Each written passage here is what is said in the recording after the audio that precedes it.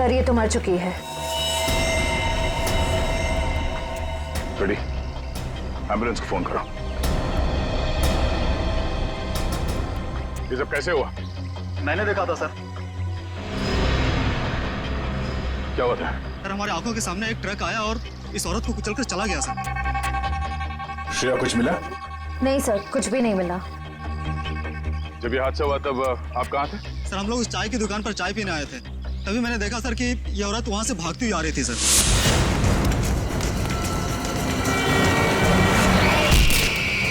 Sir शायद ये speed में आते हुए ट्रक को देखकर डर गई होगी, इसे पता ही नहीं चला होगा कि क्या करे।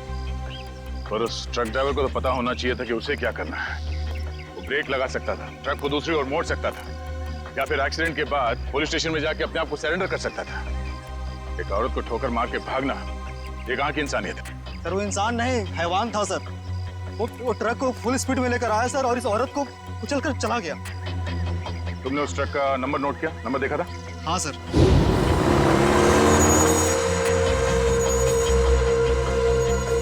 इस औरत के हाथ में कोई पर्स या बैग वगैरह था? नहीं सर। लेकिन सर इस औरत के हाथ में एक बच्चा था। क्या? इस औरत के हाथ में बच्चा था? हाँ सर, इस औरत के हाथ में एक बच्चा था और ये बच्चों को लेकर भाग रही थी। लेकिन सर जब एक्सीडेंट हुआ तो इसके हाथ में कोई बच्चा नहीं था। सर बच्चा था इसके हाथ में और एक मिनट, आप ठीक से याद करके बताओ, आपने क्या देखा था? सर मैं अपनी दुकान में था और इस औरत को देखा तो इसके हाथ में एक बच्चा था और ये बच्चे को लेकर भाग रही थी सर। जिन्होंने इस औरत को बच्चे के साथ भागते हुए देखा, और इन साहब का कहना है कि इस औरत के हाथ में बच्चा था ही नहीं। पर अगर इस औरत के हाथ में वाकई में बच्चा था तो बच्चा कहाँ गया? कहीं ऐसा तो नहीं कि इस औरत ने बच्चे को कहीं छोड़ दिया? हो सकता है फ्रेडी, उस बच्चे को ढूंढना होगा।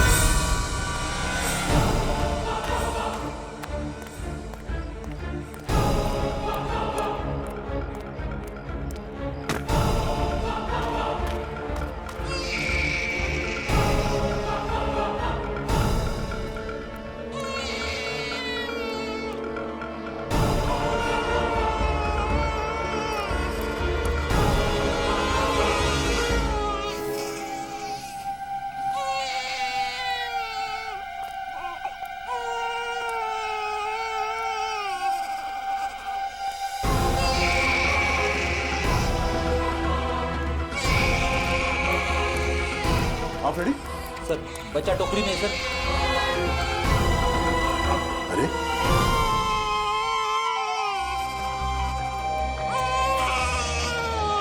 उस औरत ने बच्चे को यहाँ पे टोकरी में छोड़ दिया। लेकिन सर कोई अपने बच्चे को इस तरह टोकरी में छोड़ के क्यों जाएगा? हाँ साहब कहिए। ये बच्चा यहाँ इस टोकरी में कैसे आया? बच्चा? हाँ सर मुझे नहीं पता, मैं तो अपनी दुकान लगा रहा था, फल लेने गया था। इसका मतलब है मरने से पहले इस औरत ने इस बच्चे को यहाँ टोकरी में रखा। हमें उस मरी हुई औरत का पता लगाना है और ये बच्चा। इस बच्चे को हम अपने साथ लेके चलते हैं। इस बच्चे का ख्याल रखना हमारा फर्ज है। पहले ये पता करते हैं कि इस बच्चे के परिवार में है कौन। सर उस औरत के बैकग्राउंड के बारे में तो कुछ पता नहीं चला, पर डॉक्टर सालुंके ने कुछ जरूरी बात पता लगा ली है। वो क्या? इस औरत का और उस बच्चे का खून का कोई रिश्ता नहीं। क्या? इस बच्चे का और उस औरत का डीएनए मैच नहीं हो रहा है? जी सर। इसका एक ही मतलब हो सकता है दया, उस औरत ने इस बच्चे को चुरा लिया और फिर वो भाग रही थी। हो सकता है सर। काम करना पड़ेगा, मिसिंग पर्सन ब्यूरो से पता लगाना पड़ेगा कि क्या किसी ने बच्चा गायब होने की रिपोर्ट दर्ज करवाई है क्या। और डॉक्टर सालुंके का इस बच्चे की माँ के बारे में भी कुछ कहना है सर। क्या? इस औरत ने जो सैंडल पहने हुए थे, उस सैंडल के नीचे के हिस्से की तरफ हमें खून के कुछ अंश मिले। उस खून का डीएनए करने से पता चला कि उस खून का डीएनए और उस बच्चे के खून का डीएनए आपस में मैच होते हैं। और उस औरत की उम्र जिसका वो खून है लगभग 28 से 30 साल होनी चाहिए। खून के निशान? फिर जरूर इस बच्चे की माँ बुरी तरह से घायल हुई होगी। सर हो सकता है उस अनजान औरत ने ही हमला किया हो बच्चे की माँ पर और बच्चे को लेकर भाग गई। सर लगता है ये कोई बहुत बड़ी साजिश है। उस औरत का एक्सीडेंट नहीं बल्कि जानबूझ के खून किया गया है। सर हमने आरटीओ में भी पता किया, ट्रक का नंबर उनके रिकॉर्ड्स में भी नहीं है। ये देखो बॉस, अब कोई प्रॉब्लम नहीं है। अरे प्रॉब्लम तो तब होगा जब बॉस का फोन आएगा। तो क्या जवाब दोगे? ये काम अधूरा छोड़ दिया? सर, एक ऐसा सुराग मिला है जिससे पता चल सकता है कि ये औरत है कौन। वो क्या? ये उस औरत के कपड़े हैं। इस पे लॉन्ड्री का टैग लगा हुआ है। बस सुबह इस टैग से पता लगाओ ये कौन सी लॉन्ड्री है, और इस लॉन्ड्री से हमें पता चलेगा कि ये औरत रहती कहाँ है। सर, तब तक मैं इस बच्चे को संभालूंगा सर, अपने घर पे। मैं इस बच्चे को अपने साथ रखना चाहता हूँ सर। सर, मैं भी आपकी मदद करूंगी।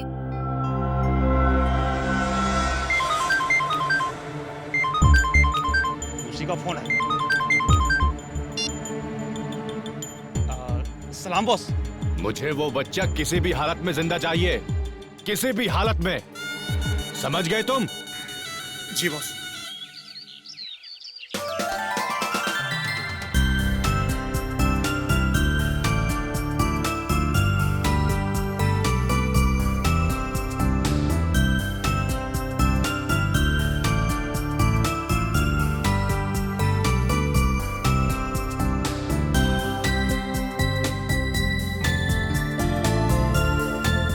सर, आप शांत हो जाइए, मैं इसे संभालती हूँ।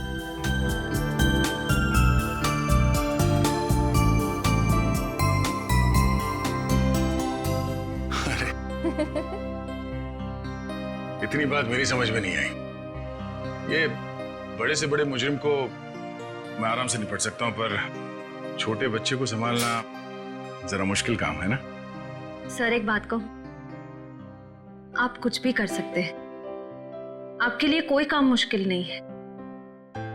बड़े बड़े गुनहगारों से निपट सकते हैं, छोटे बच्चों को संभाल सकते हैं। बस जरूरत है तो अपने अंदर छुपे हुए दया को बाहर निकालने की, जिसका दिल मोम जैसा है, जो सबकी कदर करते हैं, जो प्यार करना भी जानते हैं।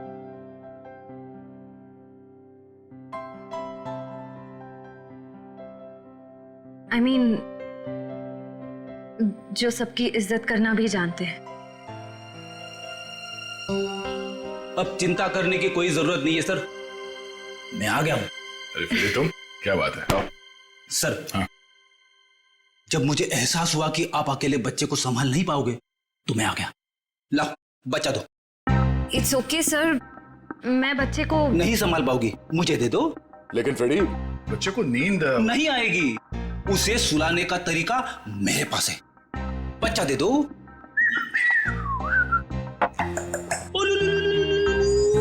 अला ला ला ला।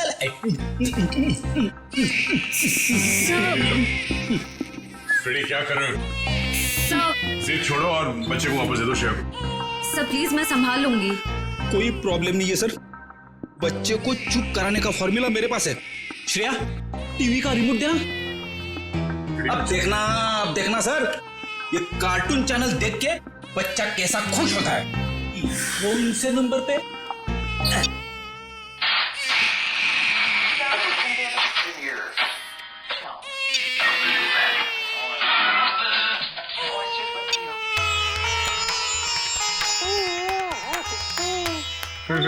एक मिनट, वो शास्त्रीय संगीत वाला चैनल फिर से लगाना।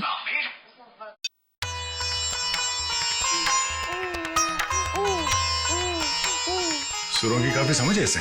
हाँ सर, बड़ा होके बड़ा संगीतकार बनेगा। सब हो रही दुकान।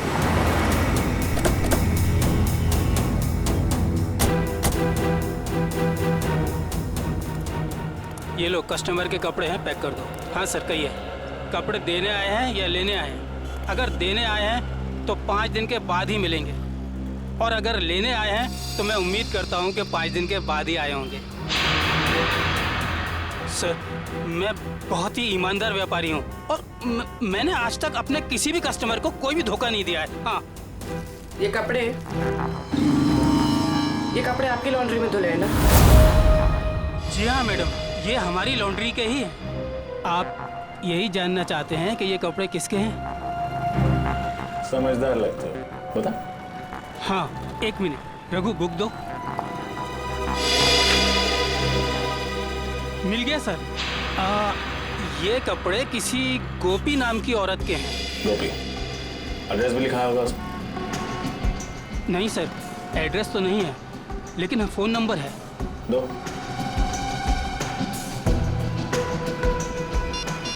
साहब, मुझे तो पहले से शक था जब वो लड़की यहाँ कपड़े डालने आई थी। ऐसा क्या किया था उसने? मैडम, मैंने बोला 5 दिन बाद कपड़े लेके जाना। वो बोली मैं 2 दिन में आऊंगी। मैंने कहा नहीं मिलेंगे, तो मुझसे गुस्सा करने लगी। बोली तुम्हें धोबी घाट पर ले आकर उल्टा लटका दूंगी, और किसी के साथ मोटरसाइकिल में बैठकर चली गई। उस मोटरसाइकिल वाले का चेहरा देखा था तुमने? साहब, उस समय शाम हो चुकी थी और वो रोड के उस पार खड़ा हुआ था, तो मैं ध्यान नहीं दे पाया साहब। इस मोबाइल नंबर के जरिए हम उस मोटरसाइकिल वाले तक पहुंच जाए। चुप रहो, समझे? तो एक बार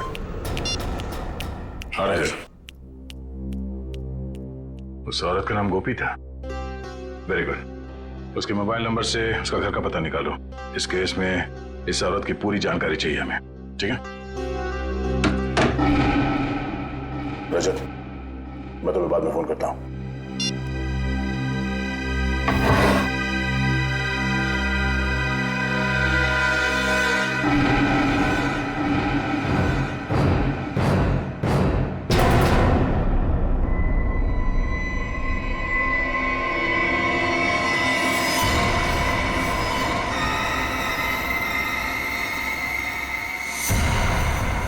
दया, तुम फौरन अपनी बंदूक नीचे रख दो, वरना इस लड़की का भेजा बाहर कर देंगे।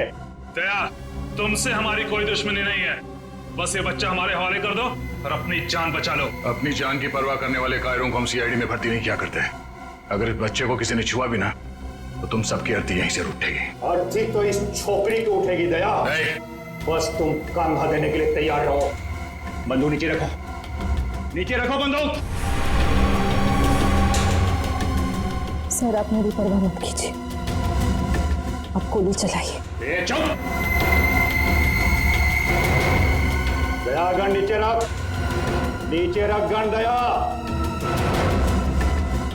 वरना इस छोकरी की खोपड़ी उड़ा दूंगा मैं।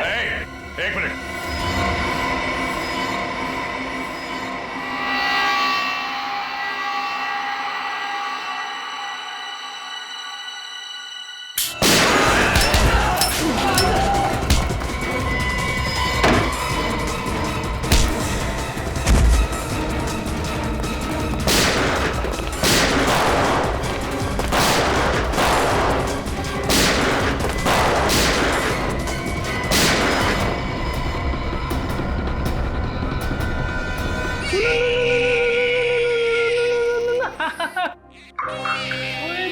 इतना छोटा सा मासूम बच्चा किसी का क्या बिगाड़ सकता है?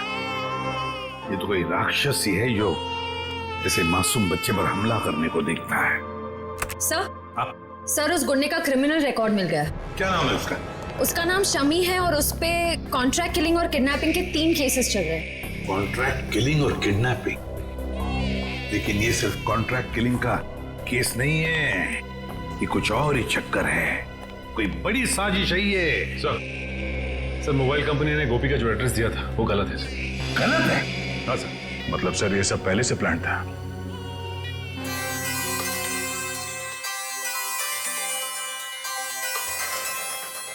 अरे, वाइफ का फोन।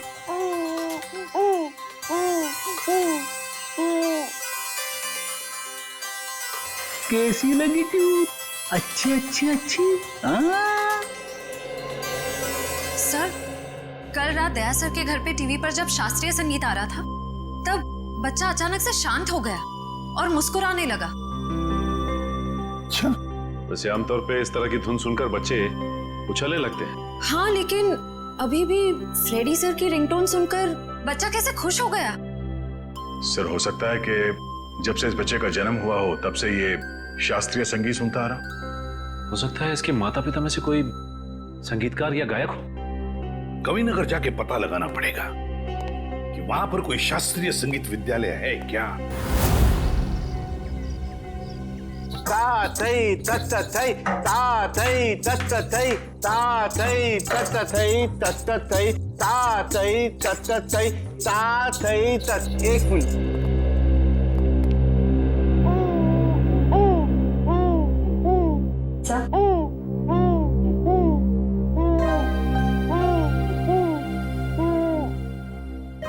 लगता है सही जगह पे हैं। नमस्ते। नमस्ते। अरे वाह, ये बच्चा तो बड़ा कोमल है। इसके पैर में कला भी नजर आती है, लेकिन नृत्य सीखने के लिए ये उम्र बहुत छोटी है। मास्टर जी, हम यहाँ बच्चे को नृत्य सिखाने के लिए नहीं लाए हैं। तो फिर इस नन्ही सी जान को आप यहाँ क्यों ले आए? हम लोग सीआईडी से हैं और एक केस के सिलसिले में आपसे कुछ पूछताछ करने आए हैं। ओह जी, पूछिए। जरा इस बच्चे को देखिए। आप पहचानते हैं इसे? देखा आपने इसे? जी नहीं, इस बच्चे को कभी देखा नहीं मैंने। आपने इस औरत को देखा है? अरे ये तो हमारे बगल वाली डे केयर सेंटर में काम करती है। Baby day care centre?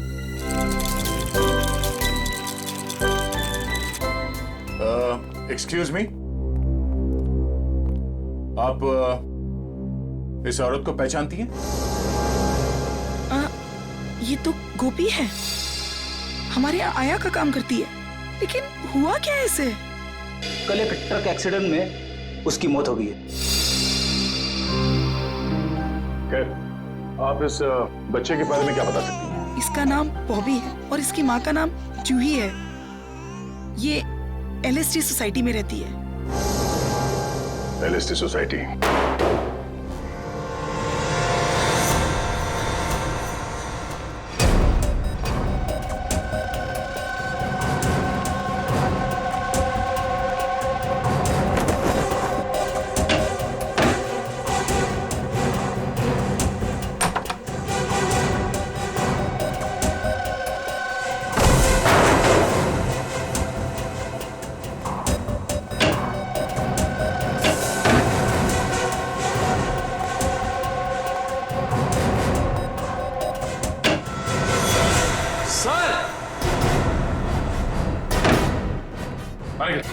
Sir, ये देखिए, बॉबी की माँ जूही को ही मार दिया। ये देखो, गोली गले और पेट पे मारी गई है। लगता है इसे मरे हुए भी काफी समय हो गया। खून पूरी तरह से सूख गया। सर, ऐसा लग रहा है मैंने इनको कहीं देखा है, लेकिन याद नहीं आ रहा कहाँ देखा है।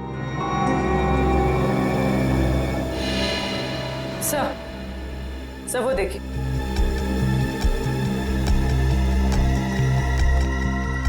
सर, खून से सने हुए जूतों के निशान। ये देखो, पूर्वी, ये चप्पल के निशान तो बिल्कुल वैसे ही हैं जैसी चप्पल गोपी ने पहनी हुई थी। इस औरत ने जो सैंडल पहने हुए थे, उस सैंडल के नीचे के हिस्से की तरफ हमें खून के कुछ अंश मिले और वहां से भी हमें सूखा हुआ खून मिला था। अभी कोई संजोग तो नहीं हो सकता है ना सर? पर सर, गोपी तो गुनहगारों की साथीदार थी। वो खिड़की से बच्चे को लेकर क्यों भागेगी? ये समझ में नहीं आ रहा कि वो यहाँ आई क्यों थी। वो तो नर्सरी में आया का काम करती थी ना। मगर सर, जूही को मारने के बाद बच्चे को अगवा करने की क्या जरूरत थी? एक बच्चे से किसी का क्या फायदा हो सकता है? सर, लगता है ये जूही के पति की फोटो है। लेकिन ये जूही के पति की फोटो है नहीं, बल्कि थी। हॉल में इस फोटो पे हार चढ़ा हुआ था। एक काम करो, इस कमरे को अच्छी तरह से छान मारो, देखो क्या मिलता है। सर,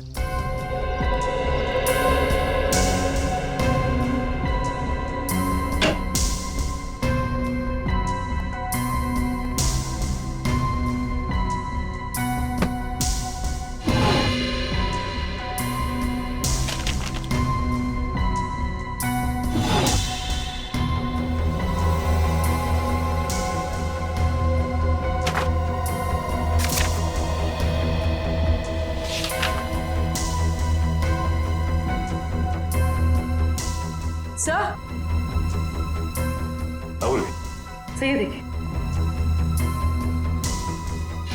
तो जूही एक एक्ट्रेस थी, इसीलिए उसने अपना पोर्टफोलियोज बनाया था। याद आया सर, मैंने इनको एक पंजाबी फिल्म में देखा था, उसमें हीरोइन थी। अच्छा? हाँ सर। इस घर का लिव एंड लीज एग्रीमेंट मिला है सर। सर, ये वोटर आईडी है सर। इसमें इनका नाम जूही नहीं बल्कि असली नाम शीतल है सर। और ये जीवन शांति आश्रम का रिसीप्ट भी है सर। तो ये बात है। ये जूही उर्फ शीतल 5 सालों तक एक आश्रम में रह रही थी और 1 साल पहले ही आश्रम से बाहर आई है। मगर सर, एक फिल्म की हीरोइन 5 साल तक आश्रम में क्यों रहेगी? ये देखो, शीतल के पिता रविकांत का नाम लिखा हुआ है इस कार्ड पे। सर, ये रहा डॉक्टर रविकांत का घर। बहुत बड़े साइंटिस्ट हैं।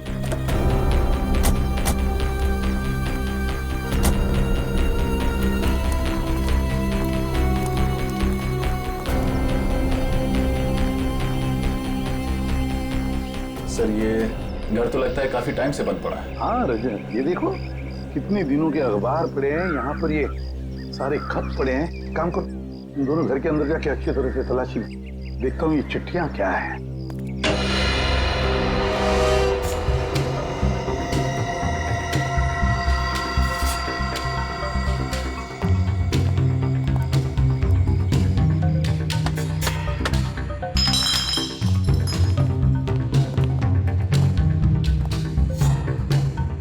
उससे पहले ही यहाँ कोई आ चुका है, शायद कुछ ढूंढने। देखो, कुछ हाथ लगता है क्या? सर,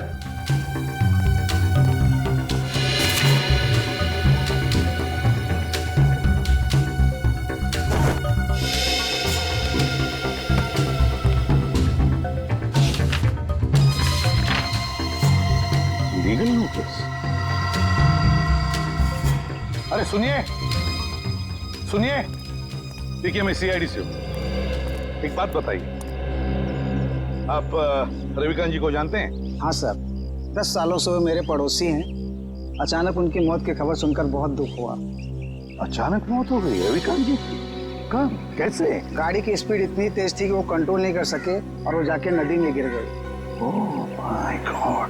कुछ मिला? नहीं सर। ये रविकांत जी का एक्सीडेंट ही था या? एक्सीडेंट ही था सर। ठीक है, थैंक यू वेरी मच, आप जा सकते हैं। नोटिस कैसी?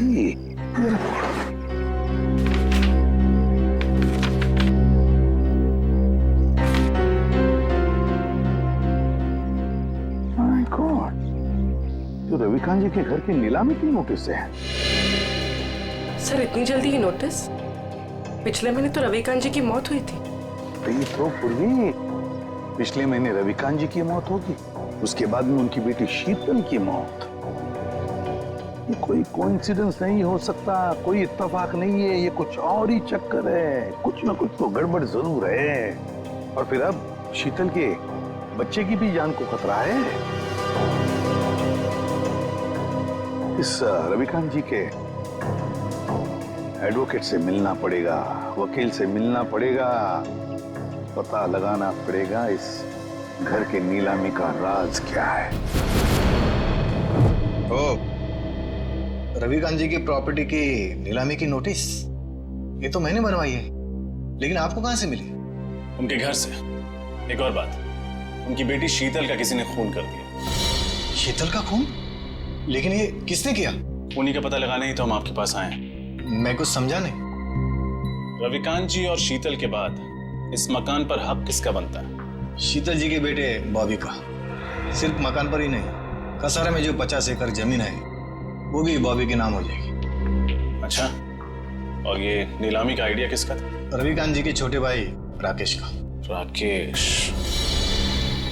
इस राकेश के बारे में और कुछ जानते हैं? जी हाँ, दरअसल उनके परिवार को मैं पिछले 15 साल से जानता हूँ।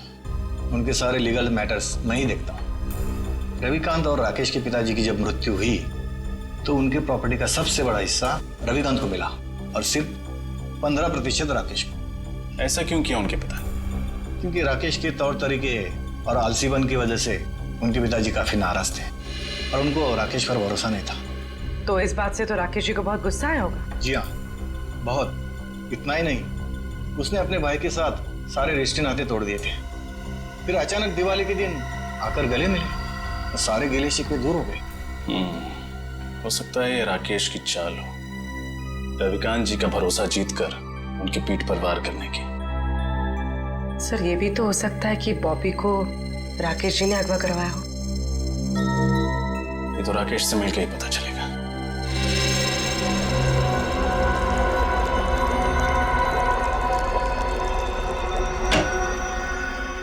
Excuse me. जी कहिए। हम लोग सीआईडी से हैं। डॉक्टर रविकांत के बारे में तो आप लोग जानते ही होंगे। जी डॉक्टर रविकांत मेरे गुरु जैसे थे। आप? जी मेरा नाम फनीश है। इस लैब में जो भी रिसर्चेज होती हैं उन्हें मैं फाइनेंस करता हूँ। मिस्टर फनीश, हम डॉक्टर रविकांत की मौत के बारे में आप लोगों से कुछ पूछताछ करने आए हैं। उनकी मौत से तो हम सबको बहुत बड़ा सदमा पहुंचा है सर। न केवल इस लैब का बल्कि हमारे देश का भी बहुत बड़ा नुकसान हुआ है। लेकिन वो कहते हैं ना कि नसीब के आगे किसी का बस नहीं चलता। ऐसा लगता है कि उनकी मौत से किसी और का नसीब जरूर जग गया है। मैं कुछ समझा नहीं। हमें शक है कि उनकी कार का एक्सीडेंट हुआ नहीं है बल्कि करवाया गया है। यानी किसी ने उनका मर्डर किया? शायद। वैसे किस चीज पे रिसर्च कर रहे थे डॉक्टर रविकांत? इसके बारे में तो उन्होंने कभी किसी को कुछ नहीं बताया। वो एक टॉप सीक्रेट रिसर्च कर रहे थे, इसीलिए उसका जिक्र उन्होंने कभी किसी को नहीं किया। सर वो कुछ डरे डरे से रहते थे। क्यों? किससे? इसके बारे में उन्होंने किसी को बताया नहीं, लेकिन वो अपने जो रिसर्च के पेपर्स है ना वो अपने केबिन के लॉकर में रखते थे और तकरीबन हर रोज वो लॉकर का पासवर्ड चेंज करते थे। पता नहीं क्यों। लगता है ये रिसर्च की वजह से ही उनका खून किया गया है। उनका केबिन दिखाइए जरा।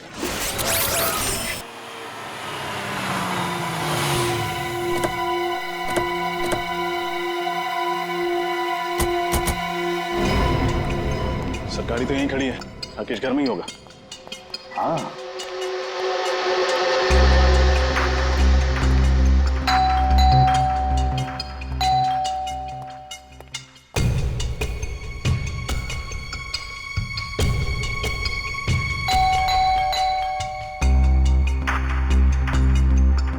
लगता है घर में कोई नहीं है, कोई दरवाजा नहीं खोला है। घर में कोई तो है, आवाजें आ रही हैं। खोल दो दरवाजा।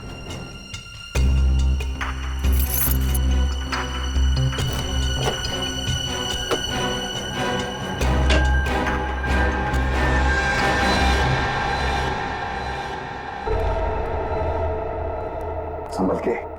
3 खून किए उसने।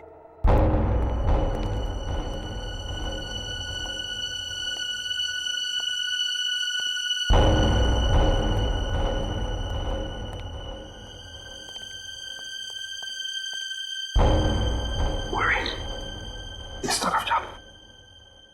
सर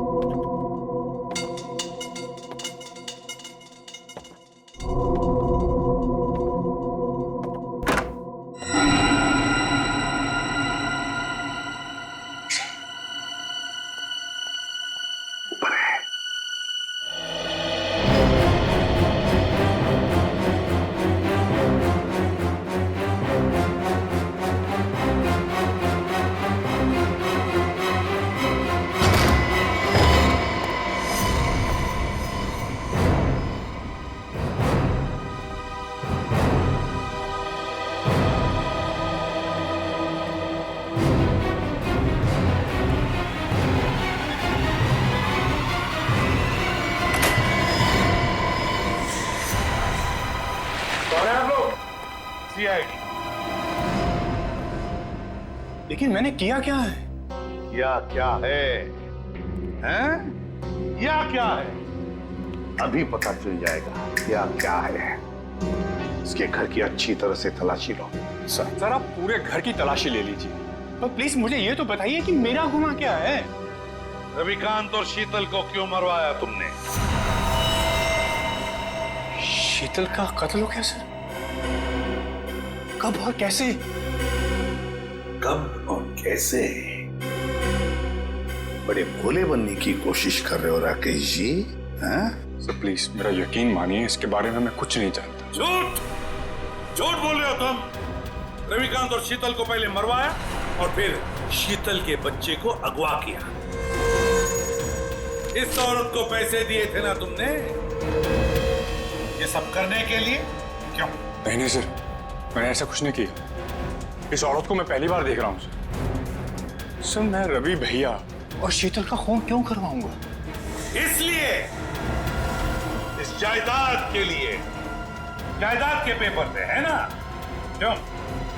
और तुम ये भी जानते थे कि रविकांत और शीतल की मौत के बाद ये सारी जायदाद शीतल के बेटे के नाम पर हो जाती, और अगर शीतल के बेटे का कुछ कम ज्यादा होता तो ये पूरी की पूरी जायदाद तुम्हारे नाम पर हो जाती। यही चाहते थे ना तुम? जी सर, लेकिन क्या?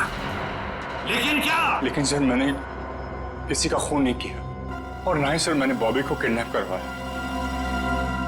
प्लीज मेरा यकीन मानिए। तुम्हारा यकीन करूं? क्यों? क्यों यकीन करूं तुम्हारा मैं?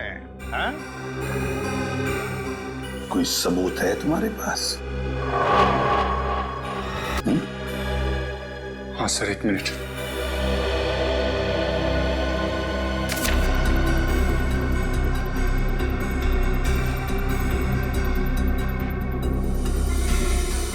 रविकांत चैरिटी फाउंडेशन, 50 लाख रुपए। जी सर, जायदाद में जितना भी मेरा हिस्सा था उस सबको बेचकर सारे रुपए में रवि भैया की चैरिटी में डालने वाला था। सर, भगवान का दिया हुआ मेरे पास सब कुछ है। पैसों के लिए मैं अपने भैया का खून क्यों कर रहा हूं? सर,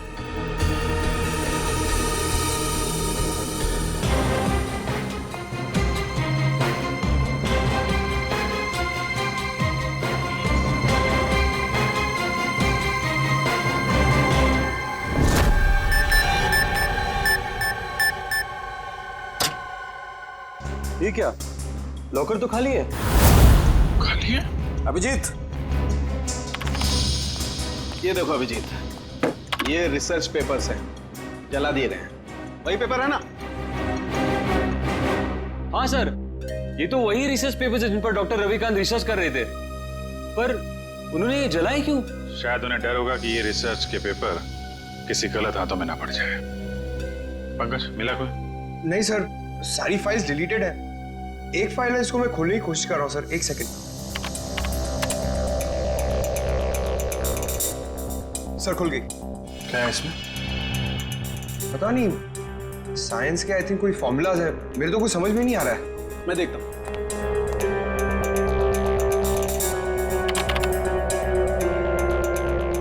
ओह, नहीं अभी जी, ये कोई साइंस का फार्मूला नहीं है, ये एक वायरस की टेस्टिंग रिपोर्ट है। क्या मतलब सर? मतलब ये कि जैसे जहर का काट जहर होता है, वैसे ही किसी भी बीमारी का इलाज उसके वायरस के द्वारा ही किया जाता है। और इस वायरस का टेस्ट किसी इंसान पर कर रहे थे डॉक्टर रविकांत। और कौन सा वायरस है ये? ये बेलकॉप नाम का वायरस है। बहुत रेयर किस्म का वायरस है, ज्यादा सुना नहीं है इसके बारे में। मगर सर, ये वायरस टेस्ट किस पर कर रहे थे? माय गॉड, मैं समझ गया अभिजीत। अरे, है कौन वो? अभी नहीं, 1 घंटे के बाद मैं तुम्हें ब्यूरो में मिलता हूँ, कंफर्म कर लूं फिर बताता हूँ। सचिन, पता चला डॉक्टर रविकांत लैब में क्या बना रहा था? नहीं सर, अब तक तो कुछ नहीं पता चला। सालू के साहब कह के गए कि 1 घंटे में वापस आता हूँ फिर। बस पता चल गया, मैंने गुत्थी सुलझा ली। यार तुम्हें बताना सालू के। बॉस, उस रिसर्च लैब में हमने जिस पेशेंट की रिपोर्ट देखी थी उसमें पोलकॉप नाम का वायरस था। ये कौन सा वायरस है? वही तो पता लगाना है, लेकिन एक टेंशन है बॉस। किस बात की टेंशन? बॉस, मैंने जब पता लगाया तो पता लगा कि पोलकॉप नाम का वायरस तो है ही नहीं।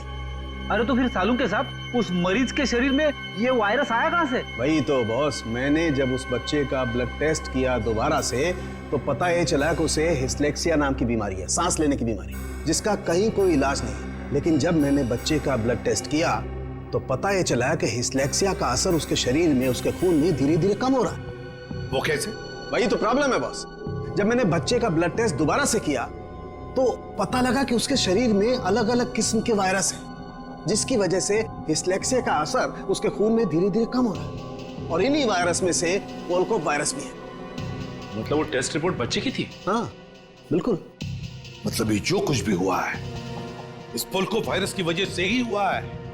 कोई तो है जो इस पोलकॉप वायरस पर कब्जा करना चाहता है। हाँ सर, डॉक्टर रविकांत ने वायरस के सारे सैंपल और रिसर्च के सारे मटेरियल तबाह कर दिया, बर्बाद कर दिया सर। अब ये वायरस सिर्फ बच्चे के अंदर है।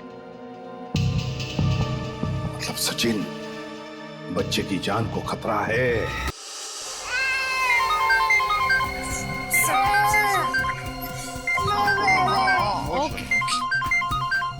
एसीपी साहब का फोन। Hello sir. क्या बच्चे के शरीर में वायरस इंजेक्ट किया गया? सर लगता है इसीलिए उसका टेम्परेचर उतर नहीं रहा, उसे बुखार है सर। हाँ सर, हम लोग वहीं जा रहे थे। ठीक है सर, ओके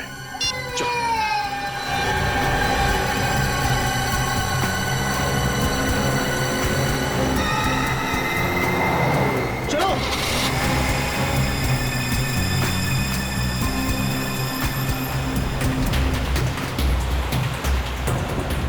बॉबी का बुखार तो बढ़ता ही जा रहा है।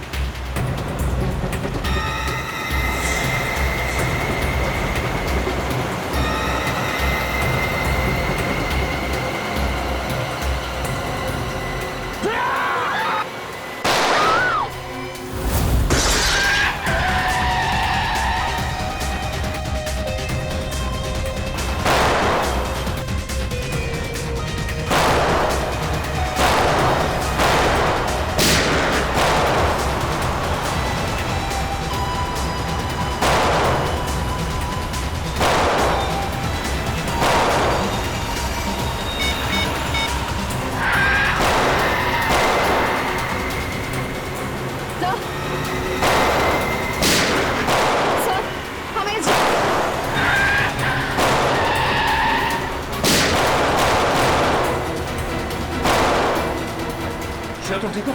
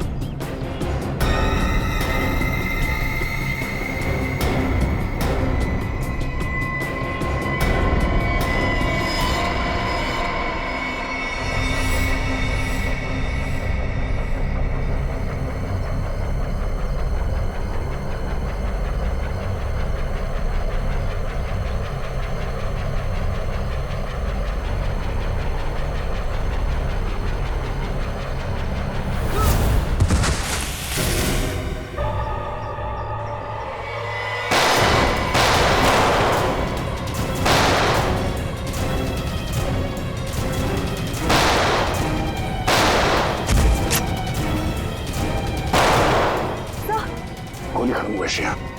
रख, तेरा खेल खत्म हो गया। चल कर नीचे रख। लड़की को दे, मेरे को दे, बच्चा मेरे को दे।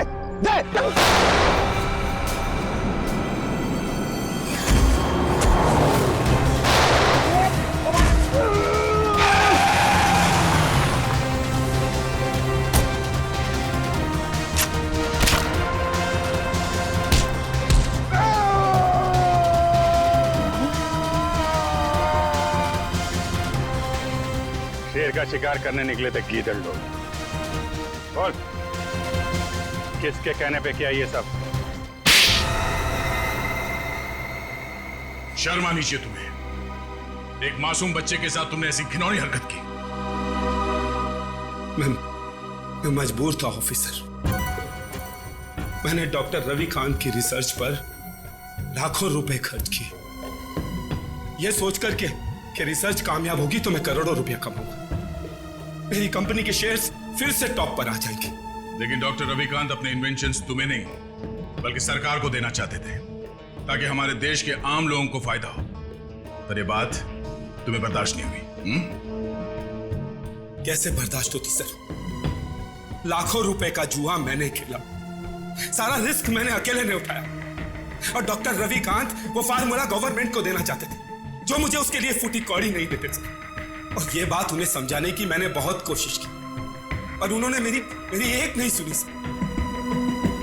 बॉबी को अगवा करने का प्लान तुम्हारा ही था ना? हाँ सर, और जब मुझे पता चला कि डॉक्टर रविकांत ने वो वायरस बॉबी की बॉडी में इंजेक्ट कर दिया है, तो मैंने गोपी को आया बनाकर वहां भेजा और बॉबी को अगवा करने का प्लान बनाया। लेकिन जब गोपी को तुम्हारे घिनौने इरादों के बारे में पता चला तो उसके अंदर की ममता जाग गई और वो बॉबी को लेकर भाग गई। और उसी की बेवकूफी की वजह से मेरा सारा प्लान चौपट हो गया।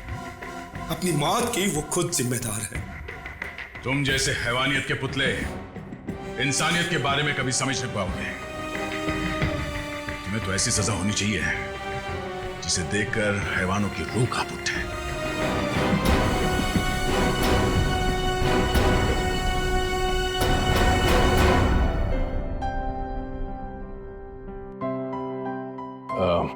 सर, हमें इस बच्चे के भविष्य के लिए कुछ करना चाहिए। हाँ, इसके भविष्य का पूरा बंदोबस्त करके रखा है।